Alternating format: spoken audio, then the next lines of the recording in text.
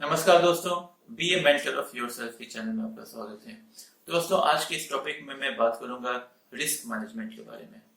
Risk management, अगर आपको ये रिस्क मैनेजमेंट को समझना है तो आपको इसके पीछे एक लॉजिक होता है, उसको समझना चाहिए। और ये रिस्क मैनेजमेंट हमारे लाइफ के लिए सबसे ज्यादा इंपॉर्टेंट है।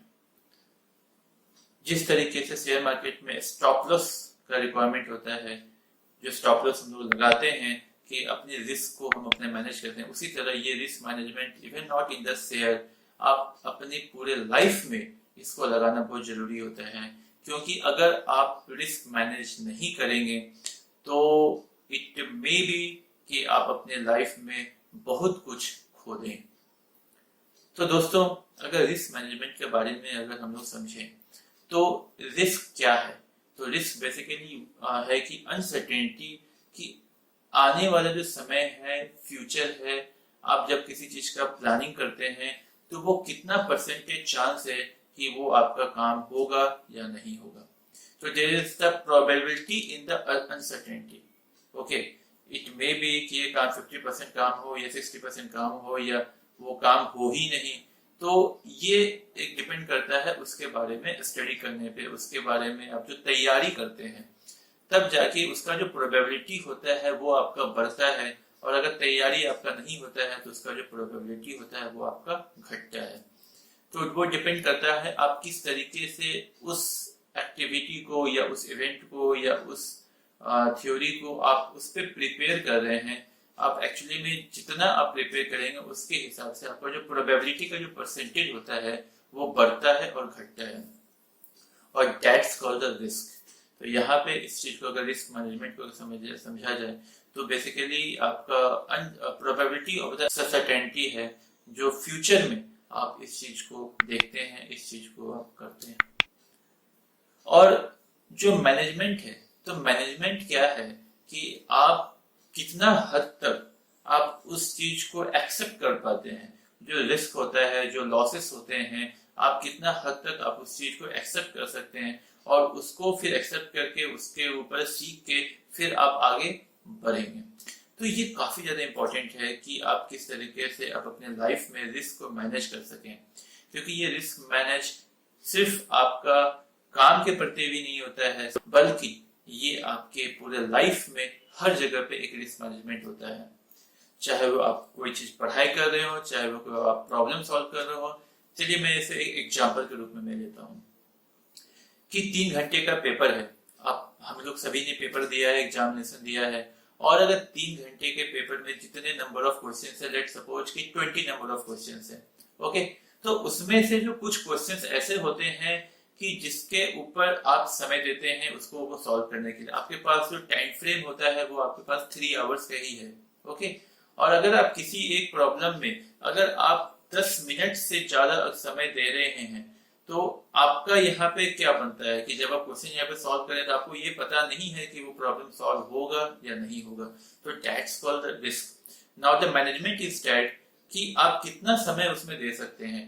कि अगर आप 5 मिनट समय दे रहे हैं या 7 मिनट दे रहे हैं या 10 मिनट दे रहे हैं, लेकिन अगर आप 10 मिनट से ज्यादा समय अगर आप देते हैं तो इसका इफेक्ट होगा दूसरे प्रॉब्लम पे कि उसमें आपको समय नहीं मिलेगा। तो आपको यहाँ पे मैनेज करना पड़ेगा कि मैं यहाँ पे 10 मिनट का जो लॉस होता है इस क्वेश्चन पे मैं इसको सह सकता हूँ, इसके आगे मैं इसको नहीं सहूंगा। मैं उसके बाद फर्दर मैं स्किप करके मैं दूसरे क्वेश्चन के ऊपर जाऊंगा। पहले मैं उसके बाद उसको सॉल्व करूंगा। उसके बाद अगर कोई समय हमको मिलता है तब जाके मैं री अटेम्प्ट करूंगा इसी क्वेश्चन को, नहीं तो मैं इस चीज को छोड़ दूंगा। तो बेसिक एकदम अगर मैं सरल भाषा में समझाऊं तो ये एग्जाम्पल आपको अच्छे से समझ में आ गया होगा कि एक्चुअली में जो रिस्क मैनेजमेंट है वो है क्या। और ये रिस्क मैनेजमेंट सिर्फ आपका परीक्षा से तक सीमित नहीं होता है, ये आपके पूरे लाइफ में आता है। इवन आपके लाइफ में अगर आप किसी कॉम्पिटिटिव एग्जामिनेशन के लिए तैयारी कर रहे हैं, लेट सपोज कि आप अगर आईएएस ऑफिसर के लिए तैयारी कर रहे हैं, आप यूपीएससी सिविल सर्विसेज के लिए आप तैयारी कर रहे हैं, तो कितना समय है, कितना साल है कि आप उसके ऊपर दे सकें। 2 साल 3 साल, तो एक आपका जो रिस्क होता है आप उस पे वहां पे अपने आप को बांध के रखें कि मैं इस पे 2 साल या 3 साल में अगर मैं यूपीएससी में क्लियर कर जाता हूँ तो ठीक है, नहीं तो मैं नेक्स्ट स्टेप में मूव आउट करूंगा, अपने लाइफ पे आगे मैं फॉरवर्ड करूंगा। और अगर आप यहाँ पे वो 2 साल 3 साल से ज्यादा अगर यहाँ पे रिस्क मैनेज अगर नहीं करते हैं अपने लाइफ में अपने समय का, तो ये हो सकता है कि आपका जो आने वाला समय है आप इसमें 7 साल 10 साल अगर आप यहाँ पे दे देते हैं एक आईएएस ऑफिसर, एक UPSC services, UPSC civil services examination pass करने में, और वहां पे अगर आपका वो सक्सेस नहीं मिलता है तो वो फिर आपका वहां पे प्रॉब्लम्स हो जाएंगे आपके पूरे लाइफ के लिए। तो ये रिस्क मैनेजमेंट को समझना बहुत जरूरी है, चाहे वो आपके एग्जामिनेशन हो, चाहे आपके लाइफ हो, या चाहे आपका कोई भी एक्टिविटी हो, कोई भी गोल हो, कोई भी इवेंट हो, एनीथिंग। तो you have to manage your risk, and ये रिस्क मैनेजमेंट अगर आप करते हैं तभी जाके आपको रिस्क रिवार्ड भी मिलेगा।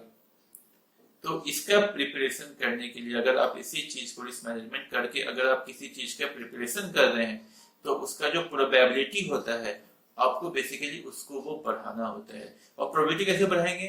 तो सिंपल सी बात है कि आपको उसके बारे में जो भी आपका इवेंट है, जो भी गोल है, उसके बारे में तैयारी करके, उसके बारे में ज्यादा से ज्यादा इंफॉर्मेशन गैदर करके, उसके बारे उसमें वो एक्ट करके, सबसे इंपॉर्टेंट एक्ट। अगर आप उस चीज को प्रॉपर इंफॉर्मेशन के साथ अगर आप एक्ट करते हैं तो आप यहाँ पे जो प्रोबेबिलिटी होता है आप उसका परसेंटेज को बढ़ाते हैं। So this is all about the risk management, जो कि आप अपने लाइफ में इस चीज को करें, चाहे वो आप किसी भी चीज में कर रहे हो, चाहे वो आपका पढ़ाई हो, चाहे वो आपका जिंदगी का गोल हो, चाहे एनीथिंग। सो आपको ये मेरा वीडियो कैसा लगा आप नीचे कमेंट बॉक्स में जरूर से बताइएगा, और अगर आपके दिमाग में और भी कोई टॉपिक आता है तो आप नीचे कमेंट बॉक्स में लिखिएगा, मैं उसके ऊपर में भी वीडियो जरूर बनाऊंगा।